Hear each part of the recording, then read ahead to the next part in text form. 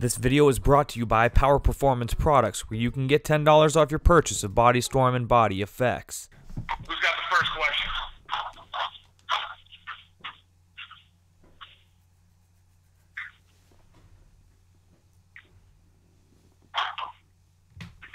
And Robert, at this time, if you can prompt for the first question, we'll go ahead and queue. Very good. If anyone would like to ask a question, you may do so by pressing star followed by the number 1 on your telephone keypad at this time. Please make sure that your mute function is turned off to allow your signal to reach our equipment. Once again, that is star followed by the number 1. We will go first to Neil Davidson of the Canadian Press. Yes, thank you. My question is to BJ, and I have a quick follow-up after that. It's been said that you had expressed the interest in fighting Rory McDonald. Can you tell us what convinced you to come back to fighting after you seem to have called it quits in the cage, and why was McDonald the opponent you wanted? Can you hear me? Can you hear me, Neil? Yes, go ahead. Okay, I was just kind of hanging out, started to itch that I wanted to fight again, better than staying home, sitting on the couch, and I realized I can't do this forever, so I might as well make the most of it I can. And as far as fighting with Rory, I think he's a great opponent. He's an up-and-comer. He's one of the top guys. Everybody says he's going to be a champion soon. So, and ending up fighting with somebody like Rory, it wasn't a tough decision. And I've said in a couple other interviews, I'd like to have a fight with Team TriStar again. They're a great team. They've got a lot of champions in their club, and I just think it's a great fight all around. And if I could just follow up, BJ, there was a Twitter exchange between you and Rory where you responded to a picture of him and you made reference to acne on his back. You've asked him to take the random drug tests. Do you feel that he's doing something he shouldn't? I'm not going to sit here and get into that with everybody right now. I'm sure there are people in all sports that bend the rules, but I'm not going to sit here and point the finger. But as far as the doping and that's concerned, I realize that it's a painstaking thing for the UFC, and I don't want to put them through that. They've got their own way that they take care of their things.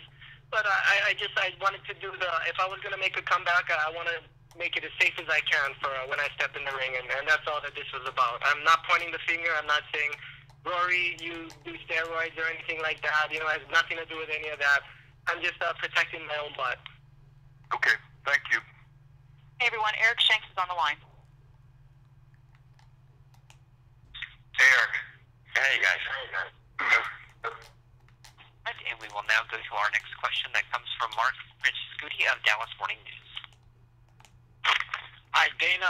Can you give us an update on the St. Pierre Silva fight that you're trying to put together and what roadblocks remain in choosing a venue? Folks, especially here in Dallas, Fort Worth, are excited to hear about the details.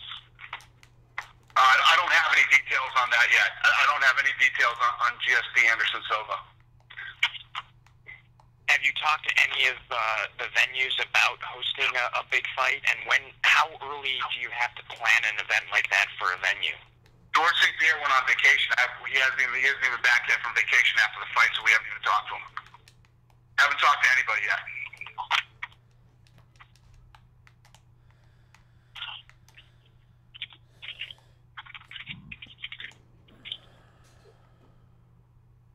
And we will go to our next question now. That comes from AJ Perez of FoxSports.com. It's for Dana. You have a lot of The Ultimate Fighter alumni in this fight right here. Is there, do you talk a little about just how, if this is what you expected, this kind of having kind of the whole, grouping these guys up here and then having them take over and highlight these fights? Well, no, I mean that's how it works. The guys come up through The Ultimate Fighter. But if you look at a guy like Nate Diaz, who's fighting for the title, he has fought. I mean, he's been fighting for years. He's fought everybody. He's on a 3-fight win streak. He beat Domi, Cerrone, Miller. you know, the guys that come off the Ultimate Fighter, it's kind of like, you know, it's our AAA. Introduce the fans to these up-and-coming guys, but Diaz and Swick and a lot of the guys that are on this card have been around for a long time. Even Matt Brown. Cool, thanks. Yep. And we will go next to Dave Taggart of Post Media News. Hi, thanks for the call, guys. This is for Eric and Dana. There have been, I guess, more reports recently about a Fox Sports 1 getting closer to becoming reality. Potentially, how much of a factor would UFC broadcasting be on a channel like that? And there, in one of the recent reports, it said August, I think, was the timeline for launch. Is that report accurate? I guess that one would probably be for Eric. Yeah, that's an Eric question. Yeah. Well, you know, the same question kind of gets the same answer from us. You know, we're not looking to announce anything today or in the near future. And you know, we continue to look at options. We have a lot of great network properties, but regardless of what, you know, individual channels are called, you know, the UFC, the plans are, you know, and we've talked to Dana Lorenzo, you know, while we were setting up this deal, the UFC is going to play a huge role both on the broadcast network and national cable with Fox and Fox Sports going forward. So no matter what channel configurations look like within the Fox Sports Media Group, the UFC is going to play a bigger and bigger role as time goes on. Okay. Is Dana, you would, you know, after Montreal, you had intimated perhaps that bigger things, I forget how you worded it, the bigger, longer things might be coming with Fox. I said we're working on a lot of new things right now. We're going to shake up the industry again, just like we have, you know, over the last 13 years with all the new stuff we're working on. And we've been out, you know, we've been in network deals. I've been talking to networks forever. These are the guys I want to be with. These are the guys I want to be with forever. All right. Thanks so much, you guys. It's very sweet, Dana. And we will take our next question from Damon Martin of MMAweekly.com. First question is for Benson Henderson. Benson, obviously, 2 title defenses in. You've had a lot of questions about the way you beat Frankie Edgar and those fights in particular. Do you feel like there's a certain statement you need to make in a fight with Nate Diaz to really be dominant or go out and finish a guy like this to kind of solidify your place as champion? Well, I think the first 2 Frankie fights, the first one was close, and everyone was hoping that the second one wouldn't be as close, be more decisive. But, you know, sadly, the second one was even closer than the first one. It is what it is. But as far as, you know, me facing Nate and how I got to win against Nate, I'm just trying to get a W. I'm trying to get my hand raised. However I can get it. He slips on banana peel, I'll take it. You know, if it's a decisive victory, I'll take it. If it's a closer, razor-thin decision, even closer than the second Frankie fight, I'll take that too. You know, getting a W is not easy to come by in the UFC, going against, you know, the best guys literally on the planet. I'll take it any way I can get it. That being said, you know, I always fight. You know, I think all the fighters on the line, we all fight to end fights and to be as decisive as possible. But sometimes, you know, when you're fighting the best guys on the planet, you just can't make it as easy as that. You can't make it super decisive. The guys you're fighting, it'd be kind of offensive, I think, if I just said, oh, yeah, I'm going to go in there and knock out Nate Diaz, no problem. Like, no, I'm not going to say that. Nate Diaz is tough. He's darn tough. And, you know, I'm going to go out there and do my best and try to get my hand raised any way possible. But we all fight to end fights. We all fight to put guys away. That being said, the other guy doesn't exactly let it sometimes. And question for BJ Penn. BJ, you talked about, you know, why you came back and the reason for, you know, making your return. But do you have any long-term goals? Is it all based on this fight and then you'll kind of see the future after that? Because I know you've always been a guy that kind of takes things one fight at a time. Is it the same approach with this one? Or do you feel like, you know, you've kind of got long-term plans for more than just this fight? Yeah, you know, I'm just focusing on this fight. I got no more plans after this. And once I do have any plan, I'll call Dana and we'll talk from that point. But I got no plans after December 8th. My whole life is just into that. And one question for Dana and maybe Eric Shanks as well. This fight was the first title fight that you put on the UFC on Fox card since the original show, and you're doing that again with John Dodson, Demetrius Johnson. Was that a strategic idea? I mean, the idea of putting more title fights on Fox, or was this just the way things worked out, or how did that come about? The strategic idea is to put the best fights we could possibly put on Fox. You know, you guys know what the last year and a half has been like. It's tough. It's tough to keep a card together. What do we got? Like a week and a half to go. I want to say to all the guys on the phone, tone your training down a little bit. Let's not get anybody injured this last week and a half.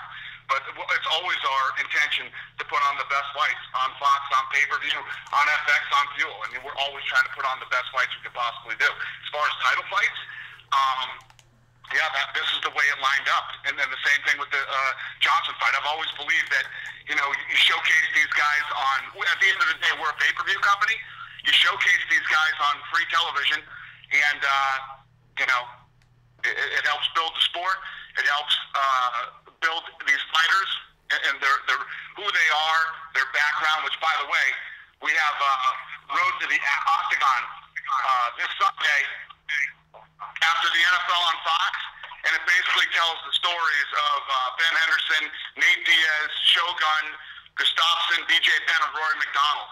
So after the NFL this Sunday, Road to the Octagon on Fox, on Big Fox. Awesome. Thanks a lot, guys. Yep. And we will take our next question from Mike Straka of Fight TV. Hey, I got two questions. One for Nate first, and then one for BJ. Nate, how do you characterize this fight? You know, a lot of times people say, we'll characterize the Diaz brothers as people who don't really care about titles and belts. But how do you characterize this title fight for Nate Diaz?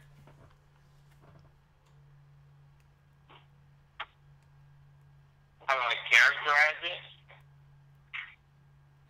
Yeah, how do you describe it? I mean, would you say that you've dreamt of this moment where you're fighting for the UFC belt, or is this just another fight for you? Well, yeah, it's a big fight. It's important for the belt, so it's pretty much the biggest thing going on right now. Have you trained any differently for this fight than you do for every other fight, Nate? No, I'm just trying to prepare the best way I can, train hard with all my teammates, and just being as ready as I can be. All right, thank you, Nate. Hey, BJ, a lot of talk these days about super fights and being, you know, an elder statesman of the sport, somebody who's been around as long as you have. Do you think super fights are good or bad for the UFC? I think super fights are great. I think it causes a lot of hype, and Dana knows that. Dana knows that super fights are one of the. I mean, look at the name. Look at the name itself, super fight. It's awesome. It's what this sport is about. It's what the sport was built on. Get the two best fighters in the world and put them in the ring. And I got to give it to Dana White. He has done that every time. He doesn't let no Mayweather-Pacquiao situations ever happen. He's the man. Dana White, you're the man. All right, thanks, guys. I think so, Dana. Later, guys. And we will take our next question from Reed Forgreed of Foxsports.com. This would be a question for Eric and Dana. I'm curious if you can measure the impact that this Fox contract has had 1 year in on the popularity of the UFC. That question for me? Yes, and Eric, if he has any input as well. Well, obviously, in my opinion, being on one of the biggest networks in the world is huge. I mean, when you look at a company like Fox, Fox isn't just here in the United States. Fox is a global media company, and Eric Shanks is a young, aggressive, smart guy that we love to do business with. He's exactly our type of guy that we like to do business with, and I feel like we have a great relationship with this company, and we're all talking about big, long-term project, and you know, the things that we're working on, the way that we do business, it's just absolutely impossible for this sport not to continue to grow and get bigger and bigger and bigger. Do you have any idea what this will look like, this relationship in the future? I mean, are you expecting 5 or 6 fights a year, or is there going to be more on Big Fox? Well, no, I think, you know, we have 4 right now, which is a good number, and you know, Fox, the UFC as a company continues to grow. We continue to try new things and do new things, and Fox Media Group is exactly the same. Like I said, I've been in the television business now for 13 years, and you know, I'm going to be honest, like I always am. There's a lot of people in this business I can't stand, I can't stomach, and it's hard to do business with a lot of these guys. We've found the perfect partners. We love the relationship with these guys. We love this company, and like I said, this is a group of guys we want to be with forever.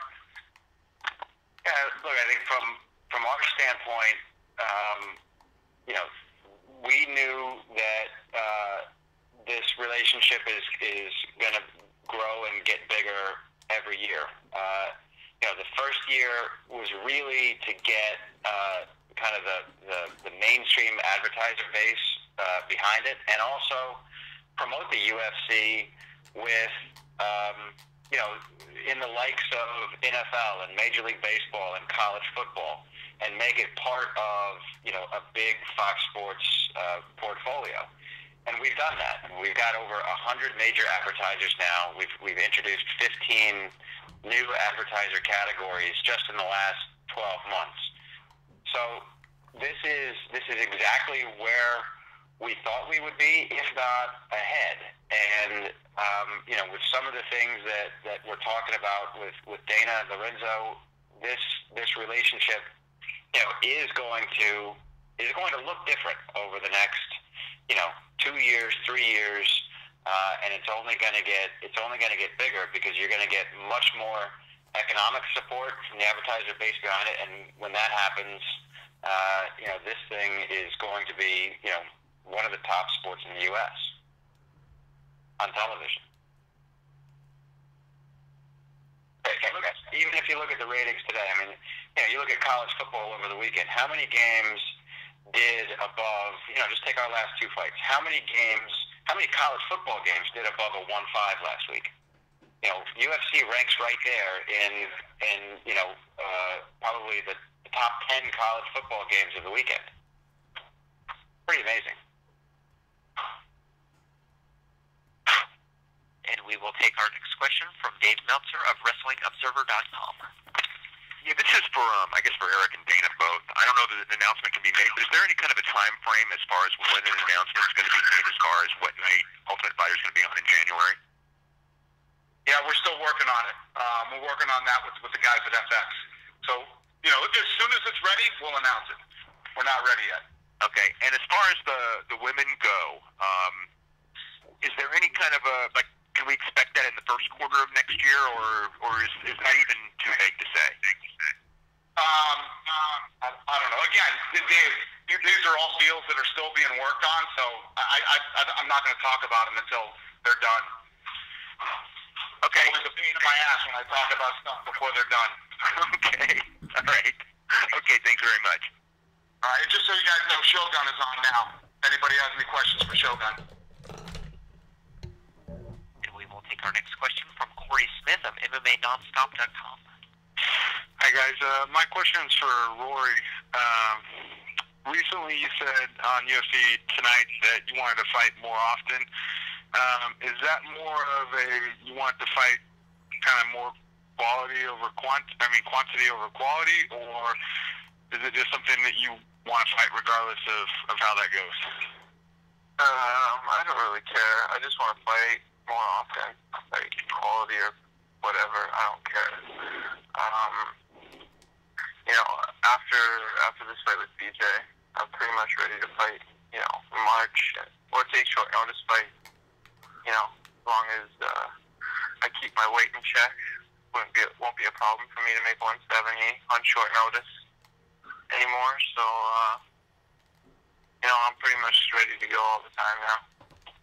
With the how I've kind of changed things up as far as my training. I think it's gonna work well with me fighting a lot more. Okay, thanks. And as a reminder, that is star followed by the number 1 to prompt for a question. We will go next to Neil Davidson of the Canadian Press. Thank you. Dana, this question's for you. Rory joined the UFC. He was the youngest fighter. He's got 5 fights under his belt. I believe he's, according to your website, he's the 7th youngest fighter. You obviously think a lot of them putting him up against an icon like BJ Penn. How far do you think Rory can go, and can you give us your thoughts of how he has bounced back from that Condit loss? Yeah, no, that's a good question. You know, there's a lot of hype behind him. A lot of people that I respect in the business say good things about him. And you never really know until you see a guy. I think this is a big fight for Rory. You know, the one thing that you always know about BJ Penn, you're not going in there and you're running over BJ. You know what I mean? BJ is in a fight till the end. He doesn't cut. He's never been knocked out. He just, you know, BJ's a tough guy, man. And BJ's a crafty guy. He's got good stand-up, obviously great submissions. His wrestling is good. And I think BJ is going to be a big test for him. And a quick follow-up, if I may, with the return of GSP in Montreal, you got your top pay-per-view back. It was a great fight against Condit. Can you give a sense of, did GSP and that Condit fight live up to his heritage of being a top draw? Did the fight perform? GSP delivered again. Can you give us any sense of where it fit in the scheme of things? It was awesome. It was a great weekend for us. Okay. Thanks, Dana. We will take our next question from Ariel Helwani of MMAfighting.com. Thank you very much. Just wanted to ask a couple follow-ups to Rory. You said that you're now ready to start fighting more often because of the changes you made in your training. Can you elaborate on what changes you made? I'm being a little bit more smart with my training as far as taking days off. Like before, I just never took days off, even if I was like hurt, because I just I don't know, I just didn't. So when I feel like I'm breaking down a little bit, my body's breaking down, I just take a day off, or I adjust it. Like if instead of going sparring, if I'm messed up, I'll go swim or something. You know, I'll just adjust it in that kind of fashion. So it's been keeping me healthy, and I think for me, health is most important. You know, I mean, I know how to fight, so I mean, all I really need is my health. I'm in shape all year round because I train all the time. So if I'm healthy, I could fight it on like a minute's notice. You know, I'm ready to go. I just need to be healthy. That's all. And Dana mentioned earlier that GSP's on vacation. Obviously, he had his big fight less than 2 weeks ago. I'm wondering, will he be in Seattle? You know, obviously he knows BJ fought him twice. Will he be in your corner? Will he be traveling there to help you as the fight approaches?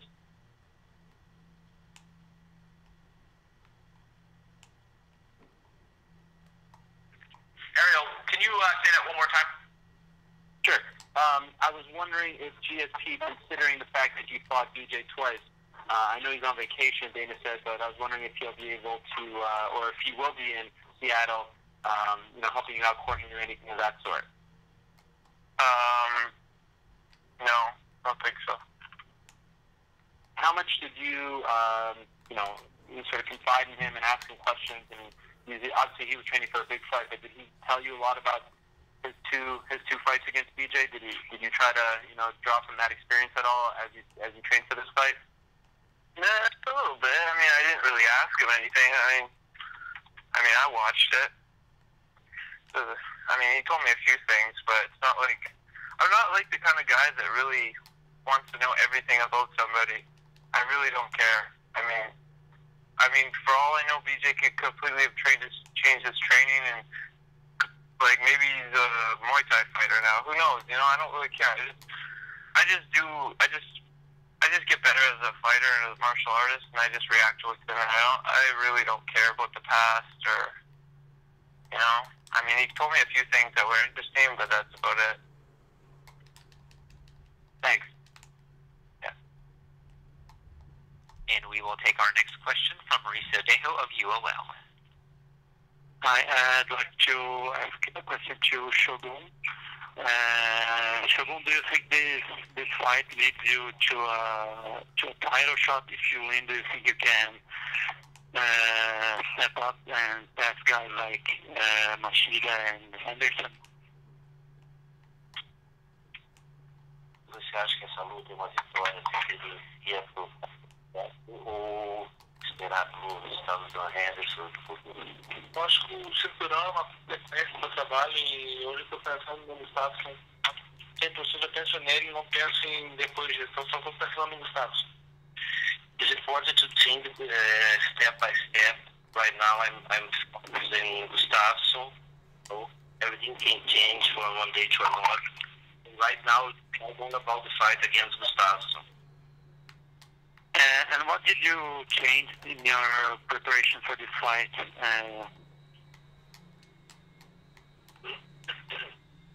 O que você mudou na sua preparação para essa luta? Na verdade eu treinei tudo, treinei boxe, wrestling, Muay Thai, jiu-jitsu e precisamos estar pronto, todas as modalidades. Então MMA é isso, MMA é um esporte muito amplo, tem uma das artes marciais, então a gente tem que estar bom em tudo. É o que você veio fazer. I didn't get a specific attention for a kind of fight. I try to train everything, box, wrestling, MMA is right now is very competitive. You must be ready for everything, every kind of situation.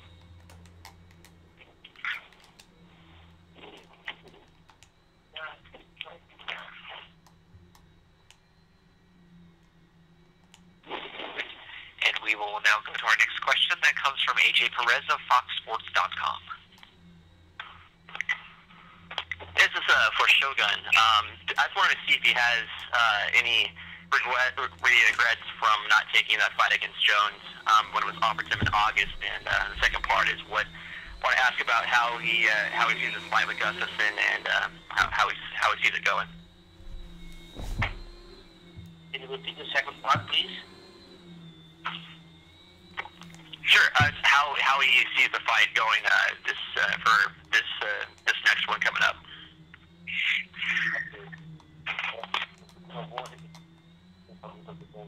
Em agosto, como é que você vê o desenrolar dessa luta com os Estados?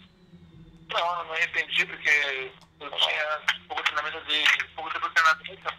total, então não tinha tempo e essa do Gustafsson foi uma luta que eu soube muito tempo antes, pude treinar certinho, fiz meu tempo perfeito, então tem uma grande diferença.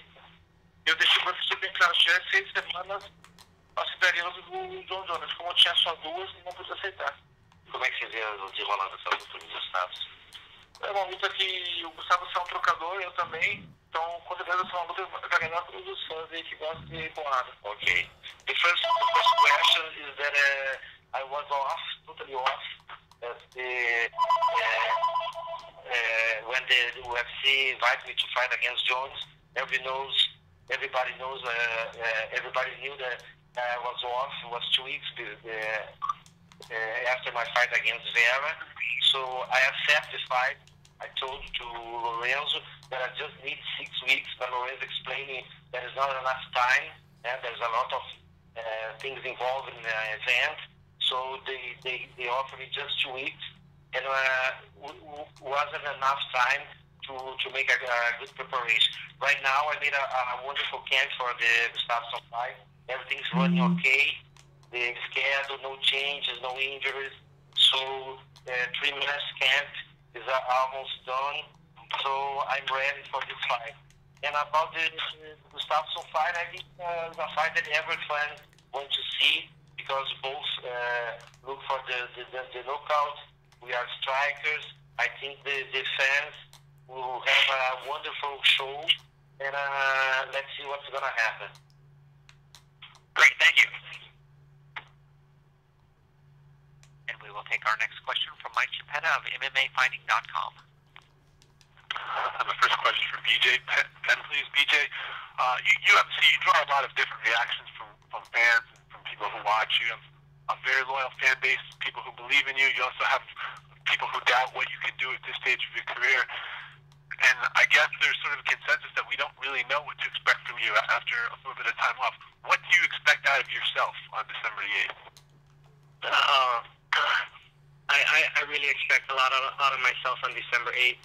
I got back together with my old trainer that trained me for the Jens Pulver, Joe Stevenson, and Sean Shirk fight. We took my belly off. I think the best thing for me was the fight getting postponed and pushed back. I started this training camp at probably 40% body fat, and I was just going to get into shape a little, go there, and give it my best effort. But as things started going on, Rory ended up pulling out 10 weeks before the last fight, and he was saying that he saw me, I looked fat, and a bunch of different things, that he'll probably end up killing me in the ring. That really lit a fire under my butt, and I think I'm down under 10% now, and I'm ready to go. I'm expecting the best BJ Penn that I've ever seen. So we'll just see how this all plays out. Do you feel like you needed someone to light a fire under you, that you needed some sort of challenge to come from somebody like this, whether it was just those sorts of words or whatever? And if so, why? Why did you need that to kind of get yourself going again? Fighting, it's still not a sport for me. I don't know if I should be saying that on a conference call. Fighting is still a fight for me. It has always been. I'm not a great athlete that can play any sport. I can't do much different sports. But one thing I could always do, I could always fight back. And with that said, I go into the fight.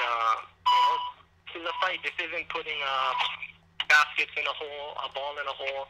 This has always been a fight for me, and I just love it when it's that way. I love it when my opponent says he's fat, I'll end up killing him. He's nothing, this and that, and it's just all wonderful. I couldn't ask for anything more.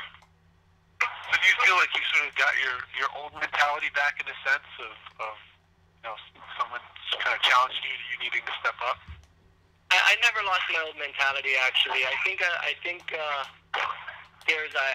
lost drive to prepare properly, but I won't be able to do this for the rest of my life, and I want to give it a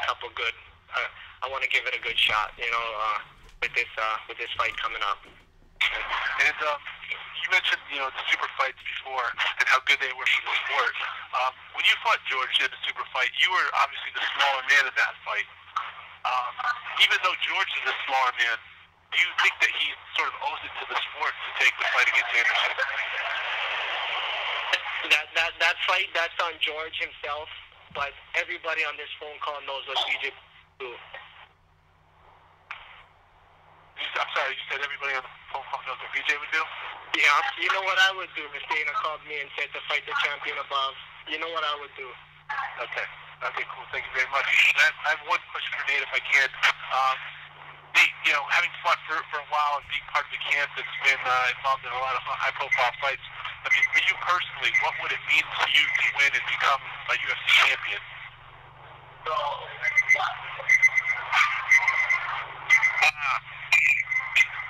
That question for me?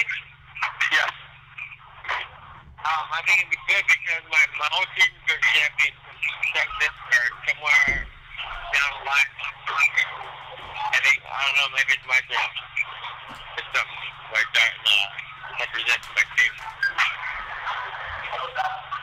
Okay, thank you guys. I appreciate that. And we will take our next question from Steven Shmaroka of MMAJunkie.com. Is Alexander still on the line? No, he's not on the line. We got Shogun. Oh, okay. Well, I guess I'll go to you, Dana, and maybe see if we can ask you a little bit more. I know you're hesitant to give out a solid number, but with you see the performance at UFC 154, can you say whether it was over 500,000 or under 500,000 pay-per-view buys for the event? It was a good show. The king of pay-per-view is back. Let's put it that way. All right. Just thought I'd give it a shot. What would you consider a ratings win for UFC on Fox 5? The last show did 2.4. What would you consider a ratings win? That's an Eric Shanks question. Okay. Yeah, we don't do as much as we would love to, and it's fun. We don't do ratings. You know, we don't do ratings projections. It's not a game that we like to play. What I will tell you is that you know, the demographic makeup, no matter what the rating, the demographic makeup of these fights is off the charts, and this one will be as well. Do you anticipate there will still be 4 big Fox events for next year? Yeah, I think between Dana and us, you know, we like the idea of 4 big fights a year. I think it fits well with all the other UFC programming, both on Fox and you know, and what they have to do on pay-per-view. Okay, thanks very much, guys. Thank you. And we will take our next question from Karen Bryant of MMA Heat. Hey, everybody. You said Alex is not on the call yet. He didn't get on, right? We tried to get him, but we couldn't find him. Okay, all right, thanks. Well, then, my question is for VJ, and maybe you touched on this a little bit, but just that I wonder how much you think about your legacy. I know you would fight anybody at any time, basically what you were just saying about if Dana calls for you to fight the next champ up. I'm just curious, people speak of you in such high regard, and I wonder if that even factors into what you do and the decisions you make. You know, I'm just curious how you respond to all that adoration you get from the fans. You know what? I actually texted Dana a couple months ago, and I told Dana, I said, Dana, I watch all these interviews and all these people talking, and no one says my name when they talk about the greatest fighters anymore. I really don't like that. It really bothers me, and I know it's my fault. I know I'm the reason why people don't talk about me when they talk about GSP or Anderson Silva. My name was always in the mix. It's never in the mix anymore. And I told Dana I got a real problem with that. And that was actually a big part of my motivation to come back and strong and do a good fight here on December 8th. As far as you talking about people saying they admire me and different things, you know, I want to thank all those people. Even Benson Henderson always comes up and praises me for what I've done over the years and, you know, gives me kind words, but everything is current. I'm a glass half empty kind of guy. Everything is current, and I don't want to just be known. Oh, he was good back in the day. I want to be known as one of the best. So with that said, you know, I don't want to sit here and sound like I want more admiration because you just said a lot of people admire me, but I still think I have some left to accomplish. Okay, great, very well. Thank you so much. Thank you, Karen. All right, and we will go next to Bo Teray of Sports Myriad. Hi, Nate, when you left the Ultimate Fighter on the finale, I believe you said you didn't recommend staying in the house, and you did seem to enjoy it there. What would you say to someone who's considering going on the show today? Would you recommend it today? I think if you're not in the UFC already, definitely a good sport the way to go about it. But as far as not recommending it, I don't mean like I'm not like sitting in a damn house with dudes. They got fighting. And you know, the Ultimate Fighter house there.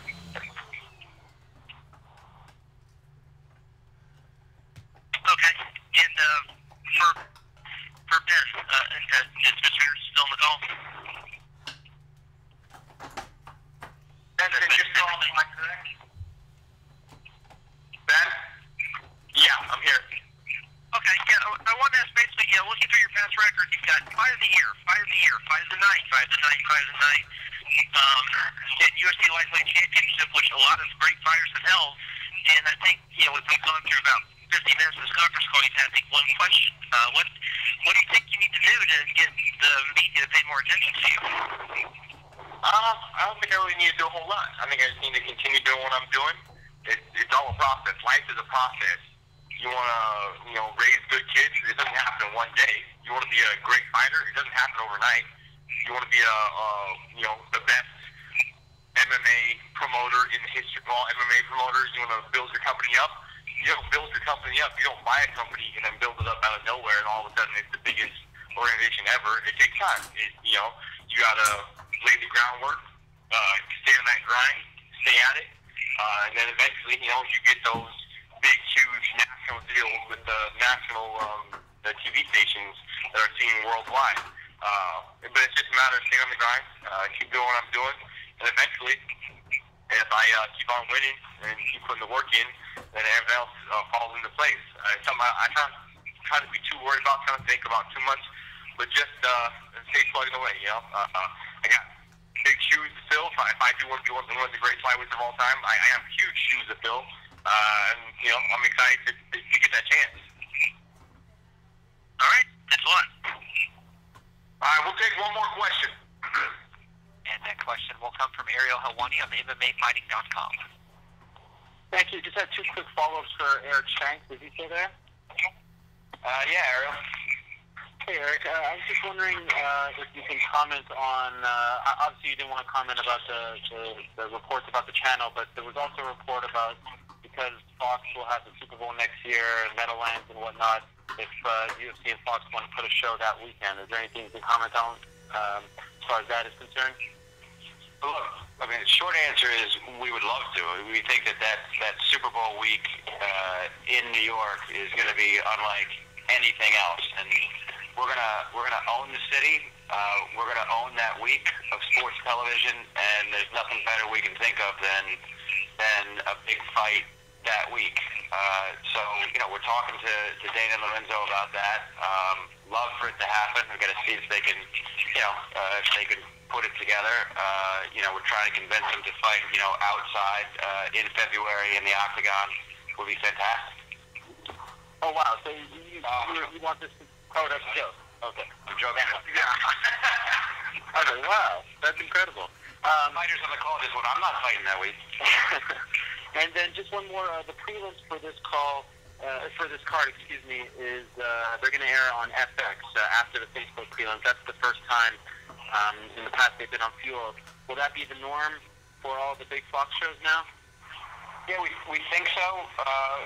The thinking there is obviously FX is in a lot more homes than Fuel, and it's just it's a funnel. The more people you have watching the prelims and telling them where to catch the fight, the bigger the fight's going to be. And we wanted to do it with this one and get that funnel as big as possible. Thank you. Sure. Guys, I want to thank all the media for calling in today. I'm going to hand it over to Dave Schaller. He's going to run through some things you guys might want to know. And thanks to all the fighters for calling in today. And Eric, thank you. Thanks, guys. All right, again, thanks to all the participants on today's call. Just wanted to run through the UFC on Fox media schedule next week. It is loaded in Seattle for our sold-out event at Key Arena. It kicks off Wednesday. We'll have open workouts at the Grand Hyatt Seattle. It will be in the Menzies Ballroom. All 8 of the competitors who will be featured on the main card will be participating. That kicks off at 12:30. Media check-in will be at 11:30 all times Pacific. On Thursday, we'll have our UFC on Fox press conference. That'll be at the Seattle Center Pavilion, which is actually on the campus of the Key Arena. All the main card participants will be there, hosted by Dana White. That starts at 12 o'clock.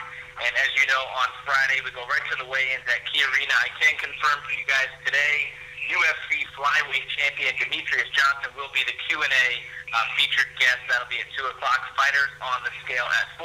As Dana mentioned, Road to the Octagon this Sunday. And we have tickets on sale for our next Fox event this Friday in Chicago, as well as tickets on sale for UFC 156, Aldo versus Edgar on Friday. Thanks to Benson, Nate, Shogun, BJ, Rory, Mr. Shanks, and Dana. And we will see you guys next week in Seattle.